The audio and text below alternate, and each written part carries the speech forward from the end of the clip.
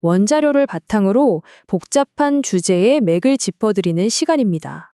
자, 이 질문에 대한 답을 한번 찾아가 보죠. 이란과의 가상 분쟁 시나리오를 통해 이 사건이 어떻게 한반도에까지 엄청난 전략적 파장을 일으키는지 살펴보겠습니다.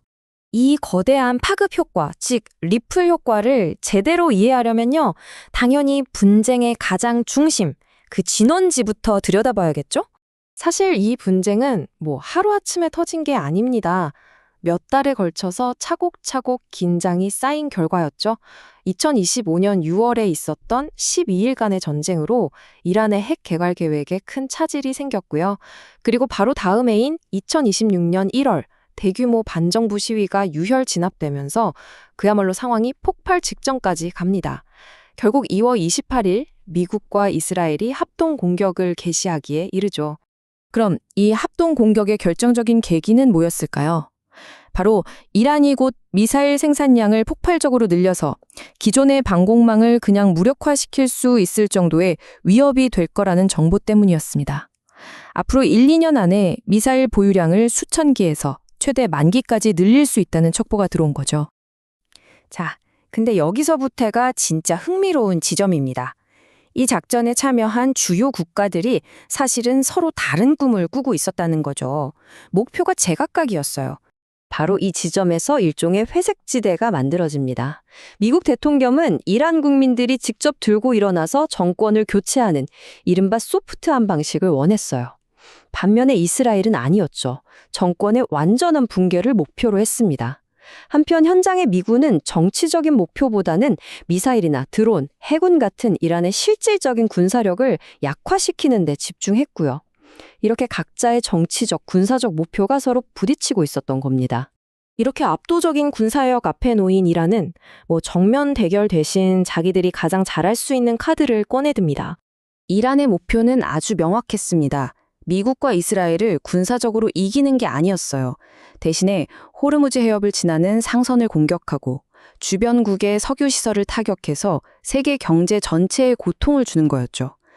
그렇게 해서 국제사회가 미국과 이스라엘을 압박해서 공격을 멈추게 만들려는 계산이었습니다. 그래서 여기서 우리가 꼭 짚고 넘어가야 할 핵심은 이거예요. 이 분쟁에는 애초에 깔끔한 승리라는 게 존재하지 않았다는 겁니다. 오직 두 가지 아주 골치 아픈 시나리오만 있었을 뿐이죠. 기획자들은 정말 어려운 선택을 해야 했습니다. 계속해서 우리를 위협할 적대적인 국가를 그냥 둘 것인가, 아니면 아예 실패한 국가로 만들어버리는 위험을 감수할 것인가. 한쪽 시나리오는 정권이 약해지긴 했지만 여전히 위험해서 마치 잔디깎기처럼 주기적으로 위협을 관리해야 하는 상황이고요. 다른 하나는 리비아 사태처럼 정권이 아예 무너지면서 걷잡을 수 없는 혼란과 함께 핵물질이 유출될 수도 있는 더 끔찍한 재앙으로 이어질 수 있는 시나리오였습니다. 자, 이제 시야를 좀 더 넓혀볼까요? 이 중동의 분쟁 하나가 어떻게 미군 전체를 한계 상황으로 몰아넣었는지 한번 보시죠. 스케퍼로티 장군의 이 말이 당시 상황을 아주 정확하게 보여주죠. 사실 미군은 이 분쟁이 터지기 전부터 이미 전 세계의 병력을 운용하느라 꽤 벅찬 상태였습니다. 이 분쟁으로 치러야 했던 전력적 비용은 정말 어마어마했습니다. 당장 인도태평양 지역에 있어야 할 항공모함을 빼와서 원래 작전 기간보다 더 길게 운영해야 했고요. 이러니 군의 준비 태세가 연쇄적으로 흔들릴 수밖에 없었죠. 돈은 또 어디서 났을까요? 미래를 위해 써야 할 연구개발 예산을 끌어다 썼습니다. 미래의 힘을 담보로 현재의 위기를 막은 셈이죠. 그리고 가장 결정적으로 아시아에 집중하겠다던 국가 전략의 큰 그림이 다시 중동 문제에 발목 잡히게 된 겁니다. 자, 그럼 이 모든 이야기가 우리가 있는 바로 이곳 한반도에는 대체 어떤 의미를 갖는 걸까요? 평양 입장에서 보면요, 이 상황은 정말이지 양날의 검과 같습니다.